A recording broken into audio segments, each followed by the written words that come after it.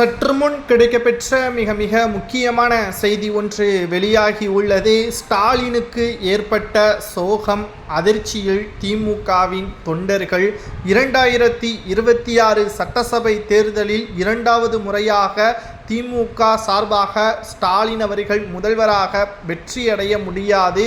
தமிழக வெற்றி கழகத்தின் ஒட்டுமொத்த வளர்ச்சியின் காரணமாகவும் தமிழக மக்கள் திமுகவை விமர்சனம் செய்வதும் கரூரில் நடைபெற்ற முப்பெரும் விழா படுதோல்வி அடைந்ததும் ஸ்டாலினுக்கு மிகப்பெரிய ஒரு சோகத்தை ஏற்படுத்தியுள்ளது. கிட்டத்தட்ட 50 ஏக்கரில் 1 லட்சம் பேர் கூடும் விதமாக சேர்கள் போடப்பட்டது. ஆனால் ஒட்டுமொத்த மக்களும் திமுகவை புறக்கணிக்கும் விதமாக, ஏற்கனவே திமுகவின் கூட்டம் என்றாலே திராவிட முன்னேற்ற கழகத்திற்கு பொறுத்தளவிற்கு பணத்தை கொடுத்துதான் கூட்டத்தை கூட்டுவார்கள். ஆனால் பணத்தை கொடுக்கும்போது கூட திமுகவின் கூட்டத்திற்கு நாங்கள் வரமாட்டோம் என்பதற்கேற்ப பலரும் கூறிவிட்டனர்.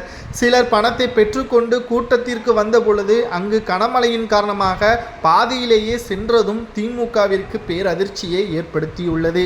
சட்டசபை தேர்தல் இன்னும் 7 மாதங்கள் நடைபெறக்கூடிய நிலையில் மக்களவை தேர்தலில் வெற்றியடைந்தது போலவே திராவிட முன்னேற்ற கழகத்தை பொறுத்தளவிற்கு மிகப்பெரிய அளவிலான வெற்றியை ஏற்படுத்தும் என்ற தகவலையும் கிடைக்கப்பெற்றிருந்தது. ஆனால் திராவிட முன்னேற்ற கழகத்திற்கு மிகப்பெரிய அளவிலான தோல்வி என்பது மக்கள் மத்தியில் விமர்சனங்கள் மூலமாக நம்மால் பார்க்க முடிகிறது.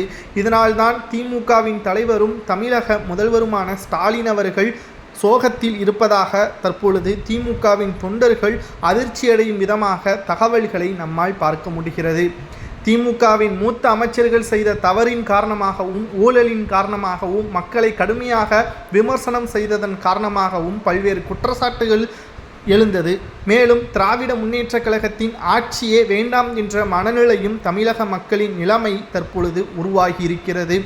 திராவிட முன்னேற்ற கழகத்தின் ஆட்சியை பொறுத்தளவிற்கு மக்கள் விமர்சனம் என்பதை நாம் நேரடியாக பார்க்கும் பொழுது இனி திமுக ஆட்சியே வேண்டாம் என்ற மனநிலையில் இருப்பதை தற்பொழுது கருத்து கணிப்பின் மூலமாகவும் 45 தொகுதிகளுக்கு மேலாக திமுக படுதோல்வி அடையும் என்ற தகவல்தான் திமுகவின் தலைவரும் தமிழக முதல்வருமான ஸ்டாலின் அவர்களுக்கு சோகத்தையும் திமுகவின் தொண்டர்களுக்கு அதிர்ச்சியையும் ஏற்படுத்தியுள்ளது. இதை பற்றி உங்களது கருத்துக்களை மறக்காம கமெண்ட் வாயிலாக கூறுங்கள்.